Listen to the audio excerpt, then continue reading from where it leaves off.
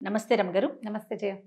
రమగారు, హ్మ్. నరదిష్టి, నరఘోష ఇలాంటి రకరకాల మాటలు వినిస్తూ ఉంటాము.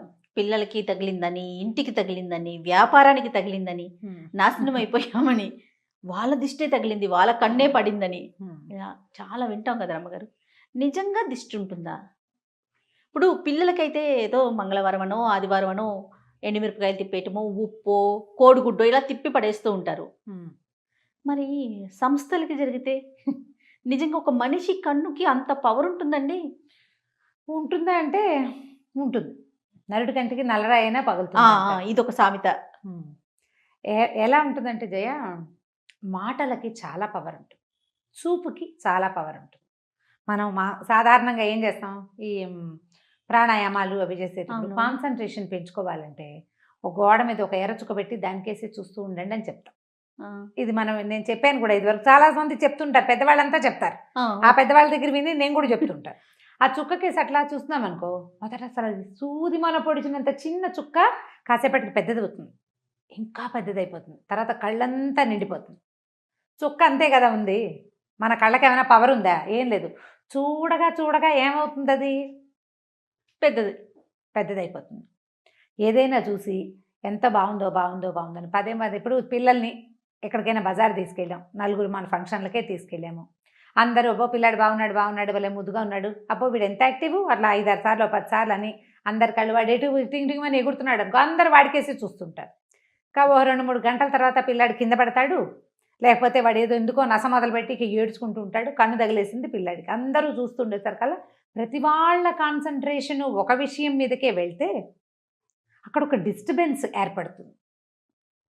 మానవ శరీరాలకి చుట్టూతా ఒక ఆరా ఉంటుందంటారు. అవును. చుట్టూతా ఒక చిన్న కాంతి వలయం ఉంటుంది. ఈ వలయం దెబ్బతినిపోతుంది. హ్మ్. దానివల్ల మనం దిష్టి తగిలింది అని చెప్తాం. ఇప్పుడు దాన్ని నరదృష్టి. హ్మ్. ఎంత బావుందో వాళ్ళ అబ్బాయి ఎంత బాగున్నాడో, అంటే అదేం పిల్లాడమ్మా అలా ఉన్నాడు అన్నా కూడా దిష్టి తగులుతుంది. ఓహో! పిల్లాడు బాగులేదన్నా బాగున్నాడన్నా దిష్టే, ఓగున్నాడన్నా దిష్టేనంటారు. ఓకే. ఏమి బాగుండలే పిల్లాడు, ఏం బాగుండలేదు పిల్లాడన్నా కూడా దిష్టే. పిల్లాడు బాగున్న దిష్టే, బాగుండకపోయినా దిష్టే. చూస్తూ ఉంటే జనం చూసిన కొందికి ఇబ్బంది వస్తుందన్నమాట. అయితే ఇప్పుడు సంస్థలు లేదా వ్యక్తుల గొప్పతనాలకి జనం ఏమిటి ఇప్పుడు, అమ్మో వీళ్ళు ఎంత సంపాదించేస్తున్నారో అని గాను, లేకపోతే ఎంత పేరు వచ్చేసిందో అని కానీ అందరూ దాని గురించే మాట్లాడి ప్రతి వాళ్ళు దాని మీదే దృష్టి కలిగి ఉంటే దాన్ని నరఘోష అంటారు. ఘోష.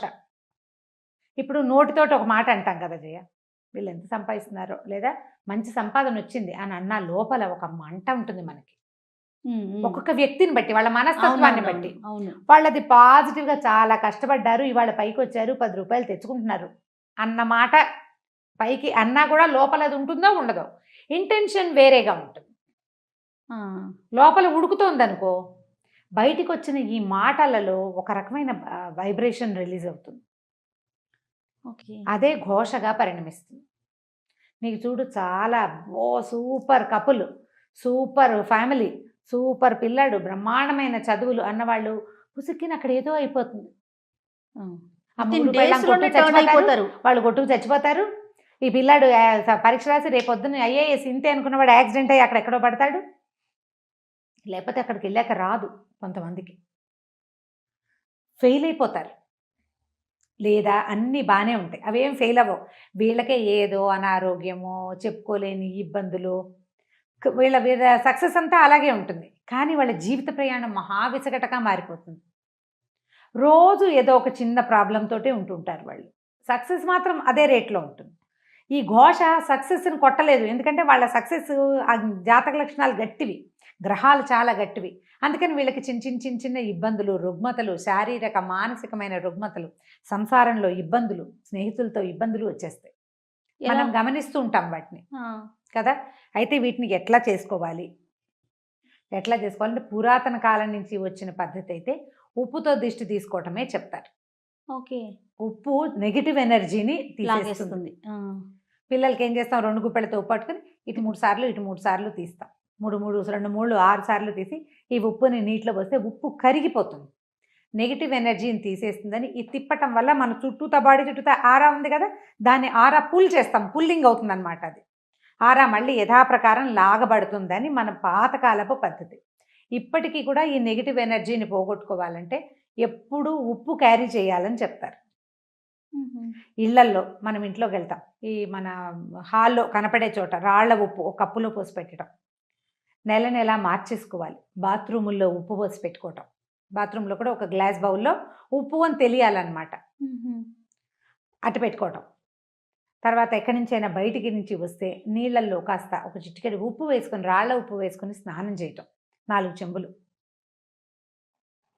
ఇంకా అదే చెయ్యాలి. ఇంట్లో ఉప్పు నీళ్ళలో ఉప్పేసి ఇల్లు తుడుచుకోవటం, నెగిటివ్ ఎనర్జీ తగ్గుతుంది దీంతో. తర్వాత ఎప్పుడు ఏదైనా ఒక భగవన్నామస్మరణని అలవాటు చేసుకోవాలి. అప్పుడు ఈ బయట నుంచి వచ్చే వైబ్రేషన్స్ని లోపల నుంచి వస్తున్న వైబ్రేషన్ ఫైట్ చేస్తుంది. సూపర్, బాగుంది కదా, చాలా బాగుందండి. ఏదో ఒక భగవన్నామస్మరణ మన ఫోన్లోనే ఏదైనా ఒక శ్లోకమో ఒక స్తోత్రమో రింగ్ టోన్ లాగా పెట్టుకోవడం, సినిమా పాటలు కాకుండా. మన ఫోన్లో ఇలాంటి పరిస్థితి ఉన్నవాళ్ళు గాయత్రి మంత్రం అని నేను చెప్పను, నేను దాన్ని అందరూ ప్రొనౌన్స్ చేయడం మీద పెద్దగా ఆసక్తి ఉండదు నాకు. సాధారణంగా ఏదో మంత్రం, ఒక భగవత్ సంబంధమైన భజన ప్రార్థన, అవతల వాళ్ళు మన ఫోన్ రింగ్ చేయగానే ఆ ప్రార్థన వినపడాలి వాళ్ళకి. వాళ్ళలో ఏదైనా నెగిటివ్ ఇంటెన్షన్ ఉన్నా ఈ ప్రార్థన వాళ్ళకి తగ్గించేస్తుంది. బాగుంది. మనకు కూడా మనం ఇప్పుడు వాళ్ళకి అది వినపడుతుంది, మనకు వినపడేందుకు ఒకటి ఉంటుంది కదా రింగ్ టోను, అది కూడా ఏదైనా అయితే ఇప్పుడు ఈ భగవన్నామస్మరణ పెట్టుకున్నాం అనుకోండి, అది మధ్యలో కట్ చేసినట్లు అవుతుంది మనం ఆన్ చేస్తే. అవునవును. అందుకని అది చెయ్యకూడదని చాలామంది భావిస్తారు. 2 నామాలు పెట్టుకోండి, ఏవైనా పాటలాగా కాకపోయినా ఫుల్గా 2 నామాలు పెట్టుకుంటే అప్పుడు అవతల వాళ్ళకి అది వినపడుతుంది, మనకి ఇది వినిపిస్తుంది. 2 రింగ్స్ వచ్చేసాక మనం ఆన్ చేసినా పర్వాలేదు, స్తోత్రం కాదు కదా. అవునవును. ఆ నామం పూర్తయ్యాకే ఆన్ చేయండి ఫోను. లేదా సన్నటి తంబురా శబ్దం పెట్టుకోండి. వీటి వల్ల ఏమవుతుందంటే ఈ వైబ్రేషన్ వల్ల అది కొంచెం తగ్గుముఖం పడుతుంది. ఉప్పు ఎప్పుడు పనిచేస్తుంది. ఇప్పుడు సంస్థల్లో సమస్య వస్తుంది, సంస్థల్లో కూడా ఆకుపచ్చటి చెట్లు, మనం ఇప్పుడు బోల్డెన్ ఇండోర్ ప్లాంట్స్ వచ్చినాయి కదా, ఆకుపచ్చటి చెట్లు, ఉప్పు రాళ్ళు, ఈ 2 ఎప్పుడు మనుషులకి లోపలికి వచ్చిన వాళ్ళకి బయటికి వెళ్ళే వాళ్ళకి కనపడేలాగా పెట్టించుకోవాలి. ఓకే. ఈ 2 చాలా కంట్రోల్ చేస్తాయి. నేనైతే గ్రీనరీ చాలా ఇష్టం నాకు. ఇప్పుడు ఒక దాంట్లోకి వెళ్ళినా కూడా పచ్చదనం మనకి బుద్ధికి నెగిటివ్ ధోరణిని రానివ్వదు. అవును అవును. ఇది చాలా బాగుంటుంది కదా. అక్కడి నుంచి లోపలికి వెళ్ళంగానే పోస్టర్స్ అవి ఇవి పెడతారా, అవి బాగా మంచి ప్రకృతి వనాలని వేటినైనా పెట్టడం, ఆ పోస్టర్లని ఏవో బొమ్మలు కాకుండా గ్రీన్ పిక్చర్స్ ఇలాంటివి పెట్టుకుంటే అదంతా కూడా నెగిటివ్ ఎనర్జీని తగ్గిస్తుంది. ఉంటాయి, ఇది లేదు అని అనడానికైతే వీల్లేదు. దాని ఎఫెక్ట్ ఖచ్చితంగా ఎంతో కొంత పడుతుంది. నమ్మం అనుకున్నారు మీరు, మాని నేను నమ్ముతాను, నేను చేస్తా. ఇప్పుడు ఒక గ్లాసులో ఒక కప్పులో ఉప్పు పోసి పెట్టినంత మాత్రం ఏం నష్టం? అదే కదా. అంతేనా? మన ఇంట్లో 2 ఆకుపచ్చటి చెట్లు పెట్టుకుంటే మనకు లాభమే కానీ నష్టం లేదు కదా, మనకు మంచిదే కదా, గ్రీన్గా కనపడతాయి. అంతే. ఓ రాళ్ల ఉప్పు ఉంటుంది, ఓ వస్తువు అట్లా ఉంటుంది. ఎప్పుడు మనం షోపీసులు పెట్టుకోవట్లా బోల్డ్, ఇది కూడా పెట్టుకుందాము, ఏమైపోతుంది? ఇల్లు క్లీన్ అవుతుంది అనే సంగతి మనకు తెలిసిందే. చీమలు దోమలు కొంచెం తక్కువగా ఉంటాయి, చీమలు రావు పెద్దగా ఉప్పు పెట్టి తుడిస్తే. ఈ నెగిటివ్ ఎనర్జీ ఒకటి తగ్గిపోతుంది. ఇంట్లో ఏదైనా సరే చీకటి మూలల్లో చేరేటువంటి రకరకాల శక్తులు అవన్నీ బయటికి పోతాయి. చేసి చూడండి, ఒకవేళ మీకు ఇలాంటి అనుమానం ఉంటే కనుక చేసి చూడండి. ఇంకా ఏవో కొత్తవి చేయొద్దు, మన పురాతన కాలం నుంచి మన ఇళ్లలో తాతమ్మలు మామలు చేసే పద్ధతే రైట్. ఇంకా పెద్ద పెద్దవి పెట్టద్దు, ఇంత మటుకు చేసుకుందాం, పనిచేస్తుంది బాగా. అది బాగుంది రమ్మ గారు, టిప్స్ మాత్రం చాలా బాగున్నాయి. అన్నిటికన్నా ఏదైనా భగవన్నామస్మరణ అన్నారు చూడండి, అద్భుతం. అది మనం చేసుకోవటం అంతే. ఎట్లా ఇప్పుడు కూర్చుంటున్నాం, రామా అని కూర్చోటం, లేస్తావు కృష్ణ అనిలే. ఆ రాముడు కృష్ణుడు ఆ శబ్దాలలో నుంచి వచ్చేటువంటి వైబ్రేషన్ నిన్ను ఖచ్చితంగా కాపాడుతుంది. దేని నుంచైనా అన్నిటి నుంచి కాపాడుతుంది. అలవర్చుకోండి, కనీసం వాళ్ళు మనని వదిలిపెట్టకుండా ఉంటారు. ఖచ్చితంగా రమ్మ గారు. నమస్తే.